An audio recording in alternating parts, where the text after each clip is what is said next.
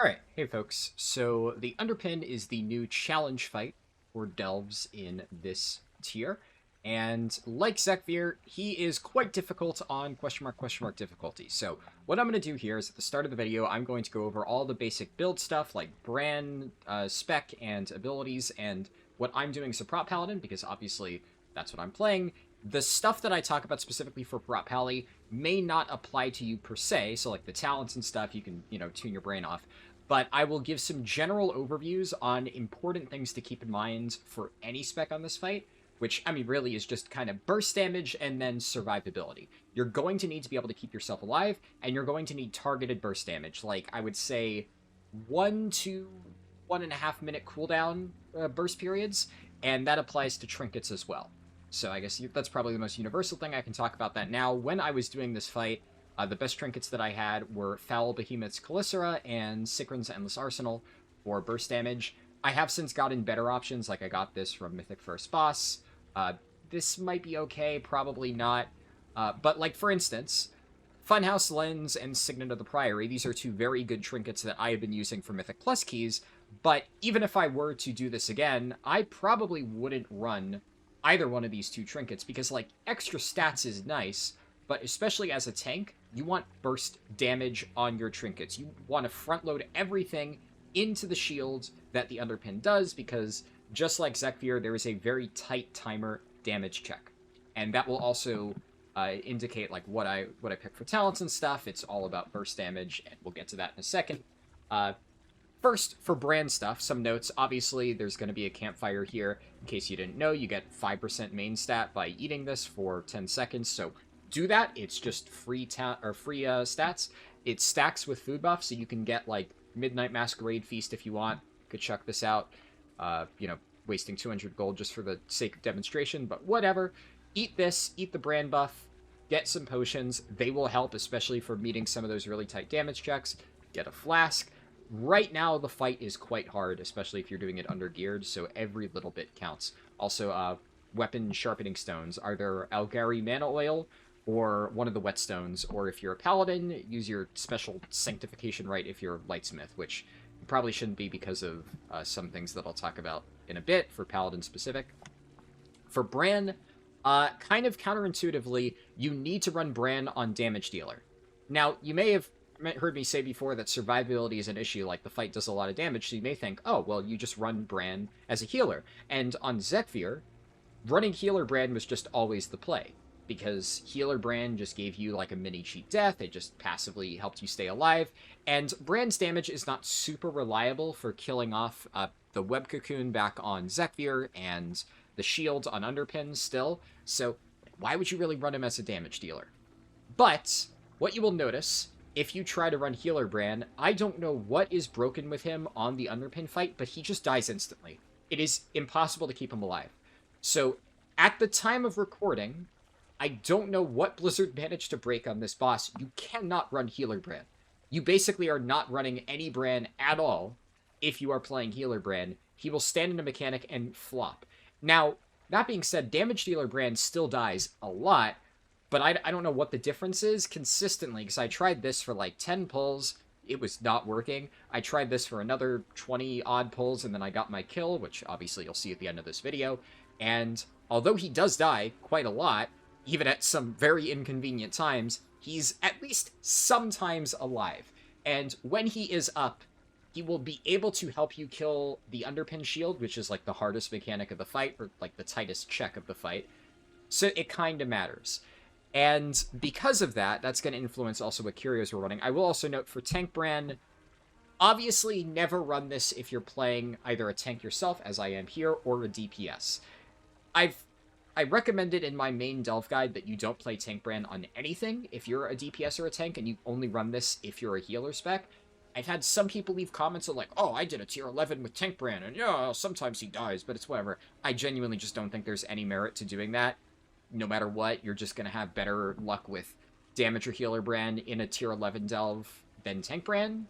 I don't know why you'd ever do that, but some people say they managed to make it work. I can tell you, you will not manage to make it work in the Underpin, because if he is not receiving direct healing, he will just immediately die. He falls over in like 10 seconds. I have not tried to play a healer spec and heal tank Brann through the Underpin I cannot imagine a more masochistic thing in the entire world than trying to do that. And if somebody does it, holy crap, I'll be impressed. But that is not going to be covered in this guide, because right now, with the current state of fight, I genuinely believe that that is impossible. Maybe I'll be proven wrong if some Giga Chat healer wants to try that. But for now, the only viable Brann spec is Damage Dealer. Just keep that in mind. Now, for curios, I've seen people recommend a few different things. There's some that you just, like, really can't run. The Foot Bomb Dispenser, there's just way too much shit going on in the fight for you to justify running this. Like, just don't. The Conversion Matrix is just going to give you such a minuscule buff, and for this to actually have any value at all, it would need to line up with one of the Underpin shields, which you just can't really rely on. And even then, again, it's a stat bonus. You want upfront damage, burst damage for those shields. Buffing your burst window, even if this happens to happen at the exact proper time, just, it's unreliable. Because remember, you have to build up the damage buff during 20 seconds, and then it happens. So, I don't know. I mean, I'm not going to go on about why this shouldn't work. You should just be able to look at this and say, yeah, that's probably not worth it. Pinged Augmentship, hopefully I don't need to explain why, if Brann is just chain dying, buffing only Brann is not worthwhile. Pocket Factory still just has barely any impact on the fight. Reversed Engineered Goblin Death Bomb is like a mini cheat death that will just do nothing on this fight, so again, don't run this. So that leaves two things. Goblin-matic Bouncing Grenade, my recommendation, and Mechasaur Easy Build Kit. Some people have recommended this. I tried this out for a few pulls just because I saw a lot of people saying it's really helpful, and I just don't see it. I think that if Brann is alive, and he manages to drop this, the Devilsaur Egg, and it taunts the Underpin a little bit, like, you can get a bit of survivability off it, but I don't really think it's reliable. And the other thing is, even if this were to taunt the boss positioning on this fight is so key, like, doing it perfectly, until they fix a critical bug that I will discuss towards the end of the video when we're actually looking through the fight, that getting the boss taunted off you can actually really screw you over. And the damage from this is very negligible. Now, what I will do is I'm going to go into my footage and real quick pull up like some details breakdowns. You know, Editor Harldan in the future will be doing this, so I'm hoping that I did it properly. But you'll be able to see that the Goblin-matic Bouncing Grenade is doing, I think it was something like 70% of Brann's overall in this fight. This is really insane in general. It's very strong just in regular delves. But the thing about Damage Brann is that he dies so often that a lot of times he'll basically get up towards the end of the fight. I assume because there's like an internal cooldown on this, he'll almost immediately throw a grenade because like the cooldown will be off after he gets up from being dead. He'll throw a grenade, it'll do massive damage, and then he'll die shortly afterwards, so he won't actually get much damage in. But every single time he gets up, he chucks that grenade, and it hits hard. So you kind of get full value out of this, even if he is dead a lot of times. And obviously, if this hits during one of the Underpin shields, it kind of just beats it for you. So this is just really good at chipping boss health in general, way better than the other options. But it has a chance to just completely break a shield because it does crazy high damage. So just keep that in mind. It's just the best one to use. I don't really think there's any merit to the Mechasaur build kit, even though some people have claimed to get good value out of it. I think they just haven't realized how strong the grenade can be. Next, for the utility curio, this one, I would say there are only two real options, and one that I think is just brain off easy, and that is 3-dimensional bioprinter. Now, I was kind of negative on this in my general delve guide, and that's because in the vast majority of tier 11 delves, sure, you may get one of these, and it may do like a little bit of damage as you're fighting a mob, but it requires you to fight an elite mob, and then it's only just going to do a few auto attacks, and in regular delves, you're doing big AoE pulls. This does respectable single target damage. And the nice thing is for the Underpin, all we care about is single target damage, and because this reads, when you damage an elite creature, it creates an imperfect copy, and it's an elite, but as you will see, the adds that the Underpin summons, which you will kill off very quickly, count as elites. So within the first, like, 20 seconds of the fight, you can get an elite, really low health, damage it, create copies, and then they will stay there permanently and just whack the Underpin for the entire remainder of the fight. So even though this may seem like, oh, it only helps in the last 40%, you're actually getting it for the entire boss fight. And this, I think, was my either #1 overall or 2nd overall damage on the boss. It wasn't, like, that much higher than my main damaging abilities, and I would imagine that for a DPS spec, it'll probably be more like 3rd or 4th. But it is still very, very respectable and consistent damage. That's the important part. that you can activate very early on. Now, I tried a few pulls with Pacifist Rig, and this thing, if you have it fully upgraded, I think 3-dimensional bioprinter is the best one, especially if you have lower rank curios. Obviously, I did a bunch of delves on my alts. I managed to get almost all epic curios. The drop rate is crazy if you are farming Delver's Bounty maps, which, of course, I explain how to do that in my guide, and if you have an army of alts, that's very easy to do in a low amount of time.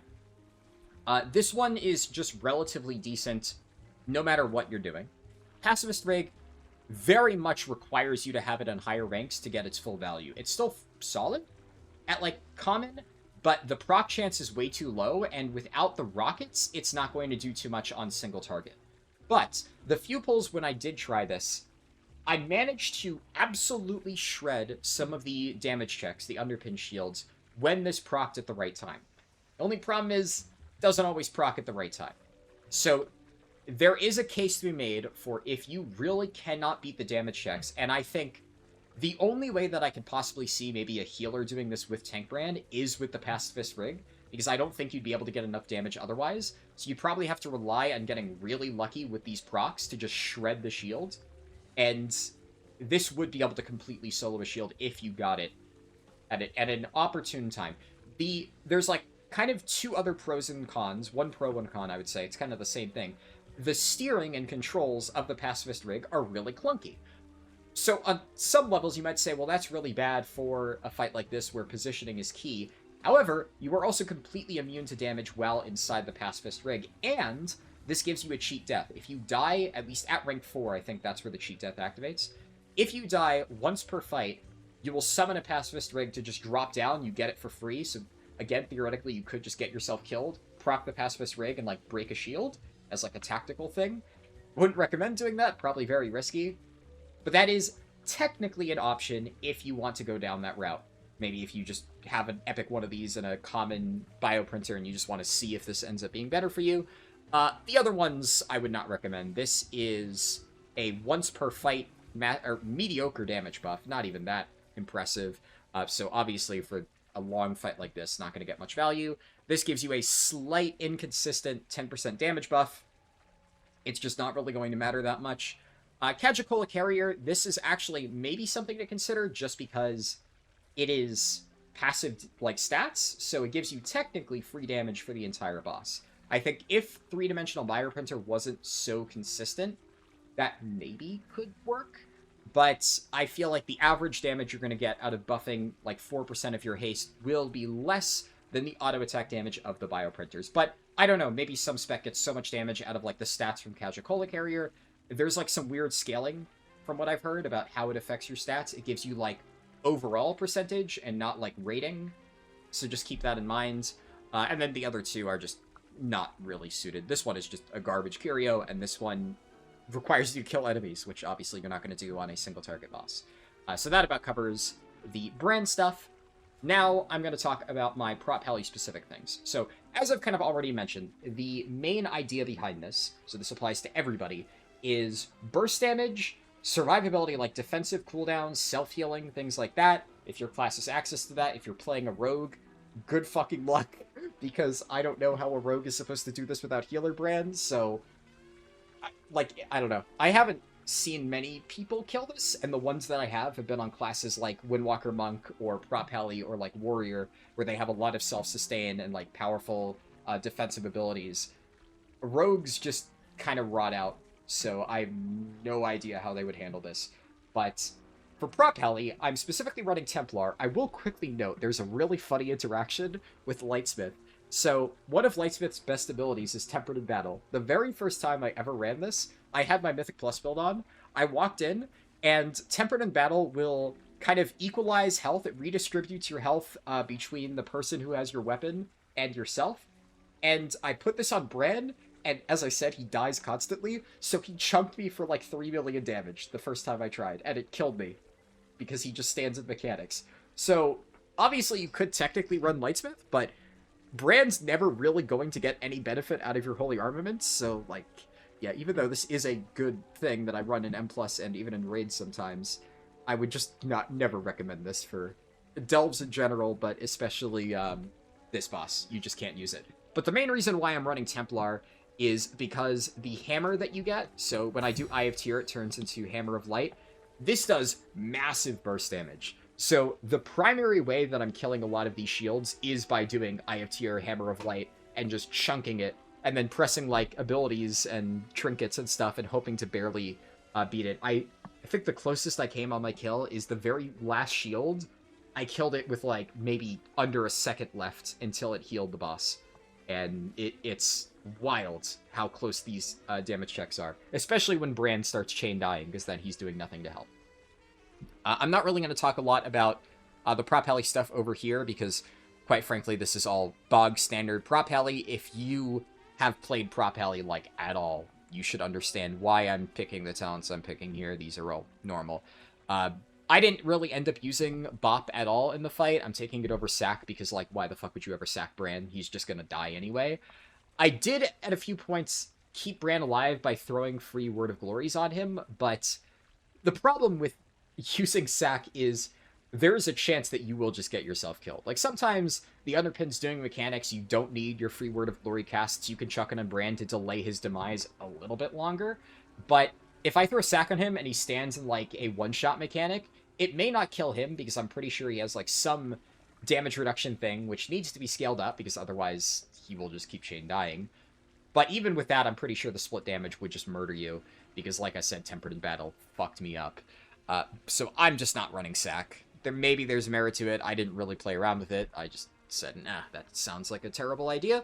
But Bop, there was, like, one time, I think, I don't remember if it was on the kill pull, where I was just getting clapped by the Underpin, so I bopped myself to give myself a little bit more time to handle the mechanics, and he just ran over and whacked Brann in the face, but Brann was about to die anyway, so there's, like, some niche cases where you can run this, and I'm not running Spell Warding. I think there's a case to be made for Spell Warding. I didn't really think I wanted to use it. The only reason to do this is, technically speaking, if you needed to spell warding yourself to stand in some of the fireballs that the ads will fire off, it could buy you a few extra seconds. But the issue with that is the Underpin will still be auto-attacking you, because his melee attacks are going to bypass spell warding. It's only magic effects. So you're still going to need to actively hit him and heal. I just didn't really feel this was worth it, and I never really got that much value out of it. Especially, you still have Bubble in all of those important situations, and I am running Bubble CDR here, as you can see, because there are so many times in this fight where there's just a million things going out. You press Bubble, and you just do the mechanics, you hit the boss, you don't worry about all the things that are about to explode around you. It is your best friend as a paladin. It's the only reason I really managed to kill this, because otherwise it was pure chaos. And I notably am not running Bubble Taunt, because a lot of times, if I'm bubbling, I kind of want him to go hit Brann. I want him to just fuck off for a bit and whack Brann in the face and just buy me a little bit of time to just do whatever it is I'm doing. Technically, you could argue that maybe keeping Brann alive a little bit longer is fine, but there's also plenty of times when I bubbled and Brann was already dead, so it didn't even matter. And this just frees up one talent point that I can put somewhere else, and you kind of need all the help you can get here. I'm running generally all the important survivability talents, anything that you want to run in Mythic Plus to keep yourself alive. I could run this, but the only thing is this talent, while really good in something like M+, requires you to hit multiple targets. You could take this, the 10% DR, but I don't really think that's going to move the needle enough. So I took more damage, because damage is still very critical here. So a lot of the stuff that you need for damage. I am notably not taking Bulwark of Righteous Fury. You could maybe take that. I don't know what you would drop if you were to run it. It's hard to say. I think there's a case to be made for, like, dropping Focused Enmity for Bulwark of Righteous Fury. They're both, like, pretty decent damage talents. In this particular situation, it's so hard to say, because there's a lot of times where you'll Avenger Shield the boss, and it'll bounce to the ads on the side, and then it won't count as hitting a single target, so you won't get the bonus damage. And there's also a lot of times when you're really not going to be able to stack this up a lot before going into the burst phase. Obviously, the dream here is you kind of ramp this up and get a big hit to chunk him at the start of his shield, and it just gets you a little bit further ahead, but that's not super realistic. And because you're not always going to be able to ramp this up consistently by getting those next hits, I don't know, I just felt like this felt a little bit more consistent than this. just, you know, in theory, so I took it. Not a big deal, just, it's one of the main, I guess, decisions I had to make here. Sentinel is still garbage, don't run that. I'm not running Inspiring Vanguard, just because I don't really think it's that important. And I think all the other stuff here is relatively bog standard. Maybe the only thing worth commenting on is I'm running Blessed Hammer over Hammer of the Righteous. Blessed Hammer is just generally pretty good, but the main advantage to this is there's going to be a lot of times you have to kite the boss. This, as always, will let you generate holy power while you're not actively in melee range, and there's going to be a lot of times when you're not in melee range. So this lets you just run around, do the mechanics, chuck out Blessed Hammer, generate holy power. You're going into him with 5, and it just makes it easier to maintain Shield of the Righteous uptime. Alright, now it's time to talk about the boss fight, and you'll notice I'm starting off with footage of a wipe, because I want to quickly note something. You'll see that after wiping, I leave the delve, and then I re-enter it once again. Now, this is not just like a rage quit or anything, this is actually an intentional piece of tech, because there is currently, at the time of recording, a bug with this fight, where if you try to fight him 2 times in a row, he will break, and you will die almost instantly on your second attempt. The only way that I've seen that anybody has figured out on how to fix this is after every single attempt, you have to leave and re-enter. It is very, very annoying, but it is the only way to fix a critical bug with the boss. And as for what that bug actually is, we will discuss that as we get later on into the fight, because you will see it happening. The only thing is you can't fully prevent the bug, but you can prevent it from happening until like 5 minutes into the boss if you leave the delve at the start every single time. Alright, so I'm generating a little bit of holy power before I go in. I'm popping Avenging Wrath at the start. Now, you'll remember that before, I said you don't want to use any of your cooldowns. The only exception to this is, in my case, Avenging Wrath, because boss damage does kinda matter, and I happen to know from all of my different pulls that I will have Avenging Wrath back up by the time I need it. So one of his first mechanics here, he just summons a bunch of orange swirlies. Nothing crazy there. This is the first major mechanic of the fight. You'll see there's robots along the sides of the room. In order to destroy them, you need to kick these foot bombs into them. Now, generally speaking, as long as you hit the center robot, all 5 of them will explode and take splash damage. Every now and then, one of them is a little bit off to the side, like this one is here.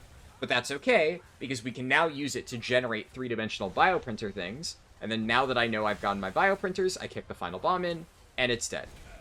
And at this point, the fight just kind of repeats. The ads will spawn, you'll kick the foot bombs in, he has a flamethrower, he has a leap, and he has his random bombs that he'll summon. And then periodically he'll summon new foot bombs. So my main goal throughout this part of the fight is I'm kiting him along the wall. Because I want to make sure that every single time one of these new sets of spawns comes in, they're all grouped up along the same edge. If you have the underpins sitting on top of an existing pile of the little robots' dead bodies, sometimes he'll split it in half. Okay, here we go. We have the first shield. So again, popping all my big cooldowns. I used Eye of Tyr. I used one of my trinkets, I think Sikrins. And yeah, shield broken quite easily. So I committed a lot to that. And you'll notice I didn't use Divine Toll, so I'm just going to sit on that until the next one. And what I'm hoping here, in real time, is that I'll be able to generate enough holy power and get CDR and Avenging Wrath that I'll have it back up with Divine Toll for the next shield, because that's realistically the only way that I'll be able to kill him.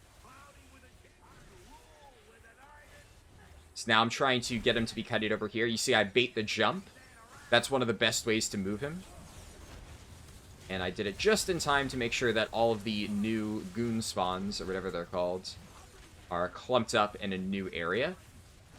But I ran out of time bombs, but I got a new set. So now I'm just looking for ones to grab. You do need to be very careful of the little lines that are firing out. It's worth noting that the moment that those lines, or the moment the mobs die, the lines effectively become negated. They will not actually shoot out orbs, even if the visual takes a bit to despawn. And the moment that all of them are dead, I don't need to worry about the time bombs, so I'm just kicking away any remaining ones, just so I have a bit more room to play with. And you see I'm slowly cutting the boss away. Now, something to note there. You may see that he did his leap on Brann. This, in some cases, can be very problematic, because oftentimes you're trying to use his leap to bait him to new sets of spawns, And sometimes if Brann is just sitting off in a corner really far away, he'll leap super far away and completely screw you over, and there's no way to deal with this. It is a coin flip.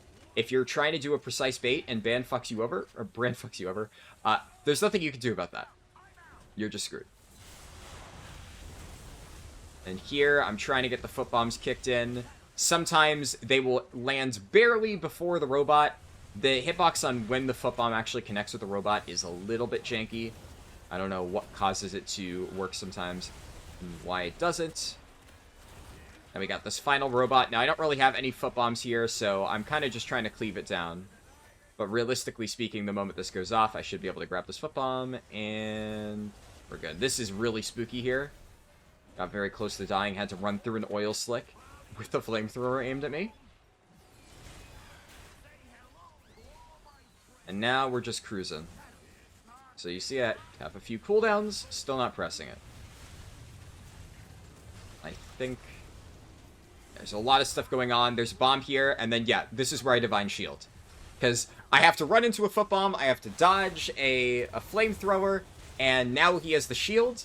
And this is really sketchy because I don't really have time to kill off these last two guys, but I need to kill the shield, so I have to commit all my cooldowns, break it as soon as possible. I think I got a little bit lucky there, and Brann actually managed to use a grenade because it died very quickly. And now I have a little bit more time.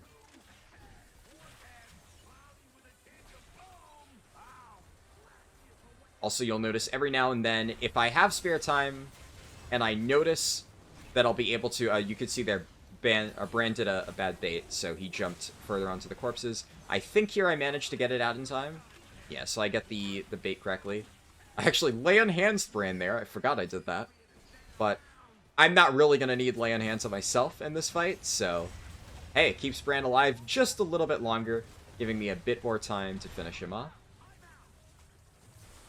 It's hard to notice. I got really unlucky here. The shield is happening as I'm kiting to get the foot bombs. Really tight damage check here.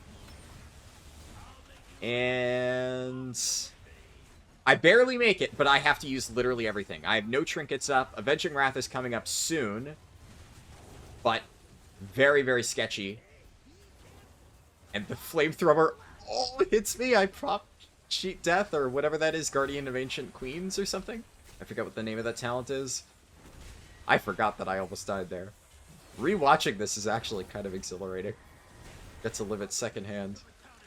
Now, okay, this is the thing I'm talking about. You'll see that that robot spawned way out in the middle of nowhere, not stacked with the other ones, and I've had this extra projectile just firing away at me the entire time, and it's making life hell because I'm having to kick individual foot bombs at it. And now they're all spread out.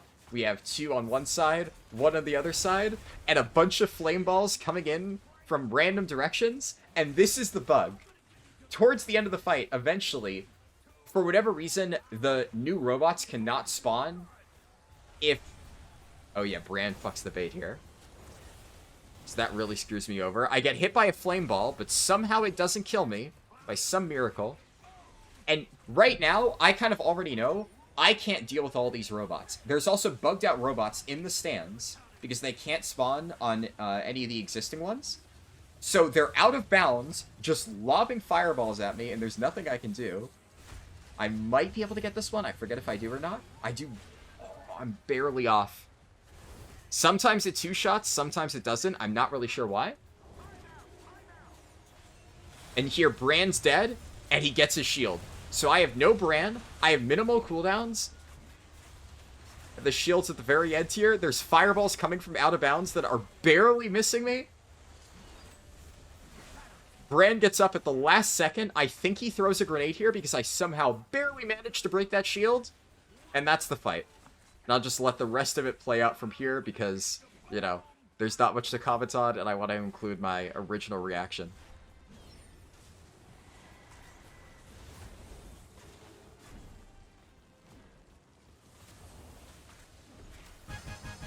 Oh my god, let's go! Fucking easy! Woo! Oh, I'm I don't know how I managed to break that shield. I think I was like a millisecond off. Brann barely came up in time and probably contributed just enough damage to do it. Alright, and with that, I've hopefully covered everything that you need to know in order to defeat the Underpin on the question mark mode, which I still think is a really stupid name for a boss difficulty. I don't know why they don't just call it hard mode. That's what I always call it. If you have any other questions, if there's something I forgot to cover, leave a comment and I'll do my best to answer. And also, as a little fun fact, for whatever reason, the boss was bugged, and after I killed him, I couldn't get any of the loot. So the only thing that I got out of this is the real deal title, because that's part of the achievement, and the satisfaction of killing this stupid boss while it's still bugged. But I don't get the special mount or any of that stuff, so I'm probably gonna need to do this again. Yay! So also, maybe don't bother doing this right now if that's all you care about, because, you know, small indie company, testing the content they put out is apparently too hard. Yay, Blizzard! Yay! Yay! Anyways, that's it. Hope you enjoyed the video, and I'll see you in the next one.